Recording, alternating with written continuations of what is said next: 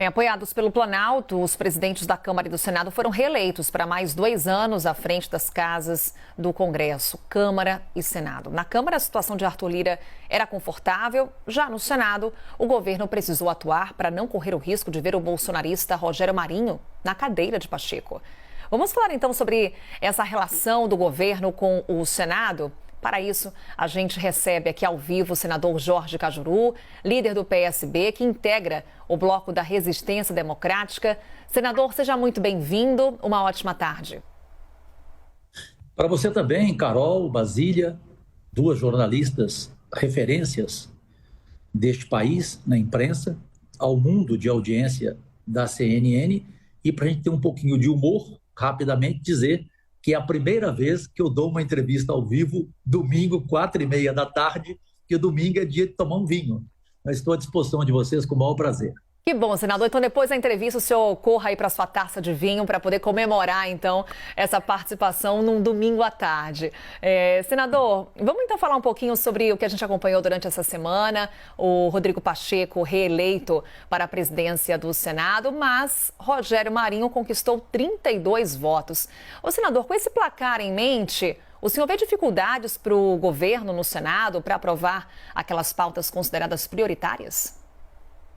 Eu não vejo, Carol, e quem nos assiste, nossos únicos patrões, porque, na verdade, a diferença foi de 17 votos.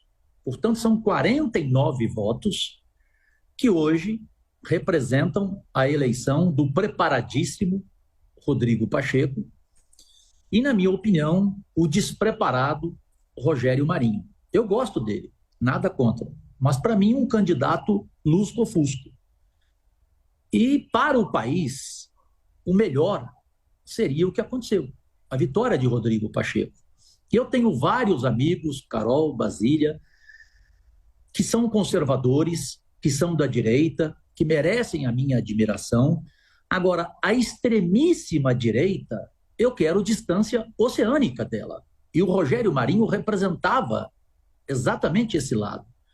Portanto, para mim, com 32 votos, ele foi bem. Só que não muda nada. Com 49 votos, o Senado vai permanecer preocupado com a harmonia entre os três poderes e preocupado principalmente com o Brasil do bem. Senadora Basília, então, vai fazer a próxima pergunta, ela que já aparece agora em tela. Basília, por favor.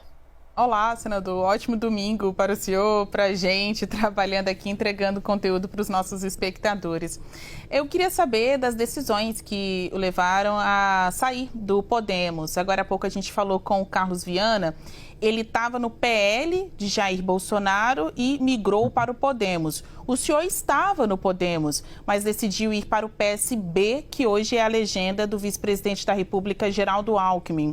Essa dança das cadeiras, né, não usando esse termo de maneira pejorativa, mas observando mesmo a troca, em que vocês deixaram de se alinhar a um partido, ou pelo menos as convicções políticas de um partido. O que aconteceu para o senhor ter ido para o PSB de Alckmin? Basília, primeiro, uma história que eu tenho. A amizade com Miguel Arraes e depois, profundamente, com Eduardo Campos, com seu filho, com o João, com a família toda.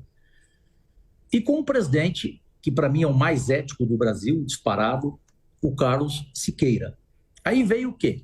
Veio a minha amizade pessoal, que eu construí em São Paulo, quando trabalhava em rede nacional, na Band, no SBT, com Hebe Camargo, com esse também ético e inigualável homem público, que é o Geraldo Alckmin. E o pedido deles foi muito forte para mim, além do presidente estadual de Goiás, que é meu amigo pessoal há 20 anos, o Elias Vaz. E me ofereceram de novo a liderança do partido no Senado. Ou seja, pela segunda vez eu volto a ser líder, algo que nunca aconteceu na história de Goiás. O único goiano que foi líder, o imortal Iris Rezende. É importante, é fundamental você exercer a liderança. Agora, eu saí de portas abertas do Podemos, todos os senadores são meus amigos pessoais. Álvaro Dias é meu irmão há 30 anos. Eu, inclusive, fiz uma homenagem a ele com uma tatuagem para o resto da minha vida, do tanto que eu lhe respeito. todo mundo me entendeu no Podemos. Mais importante para mim, o partido em Goiás, no estado que eu represento, ele é frágil, ele não tem representação. E também a presidente do partido, que eu adoro, que é a Renata, ela escolheu pessoas para comandarem agora o Podemos em Goiás, que eu prefiro ter distância oceânica deles. Não tem nada a ver comigo, água e azeite. E ela os escolheu sem me consultar. Eu sou o único homem público de Goiás que tem um mandato no Podemos. Para mim, ela tinha que me ouvir. E todo mundo me respeitou. Álvaro, o líder, meu irmão, meu ídolo, Oriovisto Guimarães. Oriovisto disse: Cajuru, o que for melhor para você, faça. Eu fiz, Basília. Senador, vamos agora falar sobre um colega do senhor. O senhor se refere a ele, inclusive, como um amigo, Marcos Duval. Há pouco a gente conversava com o senador Carlos Viana e eu fiz uma pergunta para ele que eu repito agora para o senhor, porque estamos ouvindo aqui vários juristas, advogados com relação à situação jurídica de Marcos Duval e todos colocam a situação como muito delicada. Queria a sua leitura política. Qual que é hoje a situação de Marcos Duval? Bem, Carol, vamos com franqueza. Eu aprendi com mamãe, eu tinha 6 anos de idade, quem mente também rouba. Ponto 1. Onde está a mentira? Eu gosto do Marcos Duval, é meu amigo, a esposa dele é minha amiga, mas as entrevistas dele assustam, porque cada hora tem uma versão. Então, Carol, Basília, o mundo que acompanha a CNN, nós precisamos saber onde está a mentira, onde está a verdade. A princípio, eu declarei que gosto dele e que, para mim, ele não mente. Só que depois dessas versões, eu agora já não sei o que dizer mais. Tentei falar com ele, ele não quis falar comigo.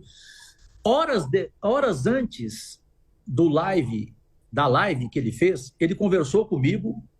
Eu moro no mesmo bloco dele, marcamos um jantar e ele não tinha falado nada. 10h30 da noite para mim. De repente veio aquela bomba.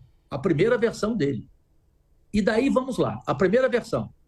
O presidente Bolsonaro o coagiu, depois ele muda. Só que, na minha opinião, Carol e Basília, eu respeito vocês duas, talvez vocês pensem diferente de mim e quem nos acompanha, ele colocou o presidente Bolsonaro, para mim agora, no caminho do Báratro. Báratro. O presidente Bolsonaro, o ex-presidente, está no caminho do Báratro. Precipício, abismo, buraco. Porque o Marcos Duval quis tentar, nas outras versões, poupar, blindar o ex-presidente Bolsonaro, só que ele declarou, na 4ª versão dele, que no final da conversa, o ex-presidente Bolsonaro disse: vamos esperar a sua resposta. Portanto, o presidente tinha noção de tudo que o Daniel Silveira falou e o presidente concordava. Porque, do contrário, o presidente nem teria participado da reunião. Ao participar da reunião, Bolsonaro se colocou como quem queria esse golpe, como quem propôs ao senador ultramente bolsonarista Marcos Duval isto. Então, não tem como você inocentar o ex-presidente Bolsonaro pelas próprias falas de Marcos Duval. Senador, quando o Duval é contraditado, confrontado com estas inúmeras versões, ele alega que está agindo por estratégia e inteligência, que não pode contar a história como um todo. Então, na sua avaliação, o senhor que também é um comunicador, entende de fala, de versões, quem o senhor acha que vai conseguir tirar a história derradeira e, quem sabe, a verdadeira de Marcos Duval? A justiça ou, eventualmente, um processo por quebra de decoro no Senado Federal? Os senhores senadores vão se organizar para tentar cobrar satisfações, esclarecimentos do seu par, Marcos Duval, dentro do parlamento? Carol, Basília, primeiro ele tem que ir para o Conselho de Ética. Ele tem que ser questionado por senadores independentes e tudo a gente precisa saber da verdade. Chega de mentira.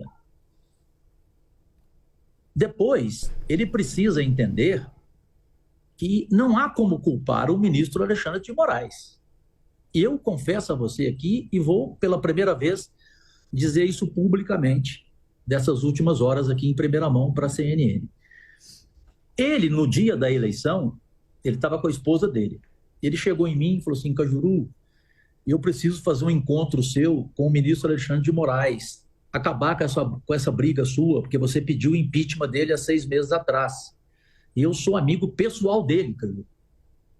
E eu não entendi. Ele falou que era amigo pessoal do ministro. Logo depois vem o ministro agora e diz que não é amigo dele, que só teve 3 conversas com ele. Então, de repente, o meu amigo Marcos Duval está confundindo convivência com amizade. 2 coisas totalmente distintas. Então, portanto, ele precisa, a meu ver, daqui para frente, parar com essa história de inteligência. Ou seja, ele precisa dizer tudo o que ele sabe para ele ser acreditado. Ele começou acreditado e agora está, Carol e Basília, desacreditado. O senador, o senhor apoiaria um pedido de cassação do mandato de Marcos Duval? Cassação ainda não, Carol. Eu entendo que ele, ouvido em um conselho de ética ético, né?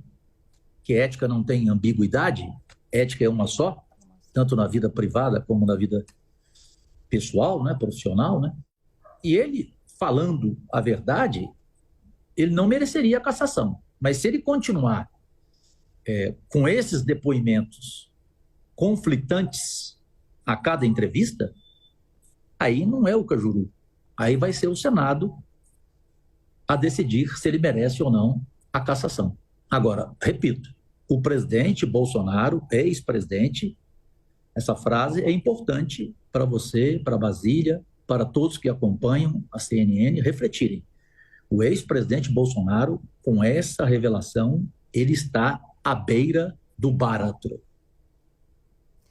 E sobre este precipício, alguns senadores acham que Bolsonaro não vai voltar ao Brasil. A gente falou, né, Carol, há pouco com o senador Carlos Viana, e ele disse: eu acho que o ex-presidente não volta ao país.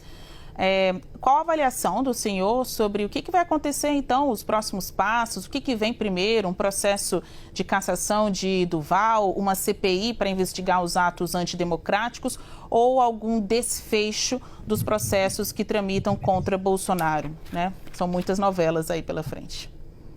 Verdade. E novelas ruins, Basília. Novelas mexicanas. Bom, primeiro, CPI não é o momento de atos antidemocráticos. Para mim, não é o momento. Eu penso como o presidente Lula, como meu amigo pessoal, o vice-presidente Geraldo Alckmin. Em relação ao Marcos Duval, eu já deixei claro aqui, vai só depender dele. Se ele continuar nessa sequência de versões, ele poderá ter uma notícia ruim, que seria a cassação dele. Quanto ao presidente Bolsonaro, o ex-presidente, voltar ou não, isso para mim não importa. Importa o que, de fato, sem revanchismo, de forma independente, baseando-se nos fatos, o TSE fazer um julgamento sobre o que nós estamos tendo conhecimento do ex-presidente Bolsonaro. Hoje há, na verdade, e vocês duas sabem muito bem, uma estratégia. Qual? Você caçar, você prender, vamos tirar a palavra caçar. Você botar na cadeia o ex-presidente Bolsonaro, você pode torná-lo um mártir, um herói, como Lula foi lá atrás. Assim, caminha para torná-lo inelegível por 8 anos, por 10 anos. Mas eu repito, que haja um julgamento independente, sem revanchismo. Tudo é muito grave. Eu não sei se vocês duas tomaram conhecimento de uma ação, uma representação minha no Tribunal de Contas da União, em relação a um fato grave, um gasto de 41 milhões com transporte aéreo e de 4 milhões com alimentação, sendo que nós vimos a questão indígena, crianças de pele e osso, crianças raquíticas. Então, onde se gastou a alimentação de 4 milhões? Onde se gastou 41 milhões de transporte aéreo? Eu vou entrar com uma outra denúncia agora sobre o cartão corporativo. Se preparem, porque vai ser uma bomba. Então, não tem como você ignorar fatos sobre o governo Bolsonaro que durante os 4 anos a gente não tomou conhecimento e só agora a gente está tendo a revelação de tudo, Carol e Basília. Senador... Como a gente não avisa, né, senador? A gente explode. Isso poderia entrar em detalhes com a gente sobre esse pedido que o senhor vai apresentar em relação ao cartão corporativo? Basília, é muita coisa escandalosa, entendeu? Tem gastos de filho dele até, desculpa falar, né? Com cartão corporativo, até em casas de prostituição. Ou seja, é de você ficar aturdido. Não dá para não revelar e para não entregar à justiça, para ela investigar e para ela punir. É algo assim inacreditável, que eu juro por Deus, eu não esperava isso. Senador Jorge Cajuru, então seguiremos no aguardo e, claro, vamos repercutindo conforme as informações avancem. Senador, agora vai ser vinho tinto, rosé ou branco? Conta pra gente. Um café, Carol, um café, né? Um café. Eu aprendi com o Renato Machado, um jornalista da mesma qualificação de vocês, da TV Globo. Ele é um enólogo, né? Que um bom vinho, você não precisa pagar mais do que R$100. O meu é um chileno, Carmenere, chamado Carmen Reserva. Você compra por R$50. Ele é uma delícia. E ainda teve propaganda, hein, senador? Obrigada, senador Jorge Cajuru, nessa conversa aqui com a gente. Um bom vinho para o senhor, por aqui a gente vai seguir trabalhando, trazendo... Exato, com a água aqui na nossa caneca. Obrigada, senador. Até uma próxima. Tá, obrigado vocês, fiquem com Deus e deem um abraço especial em quem eu conheci em Berlim e tenho profunda admiração por ele, William Vac. Beijo. Sim. Daremos um abraço no William, com certeza. Obrigada, senador.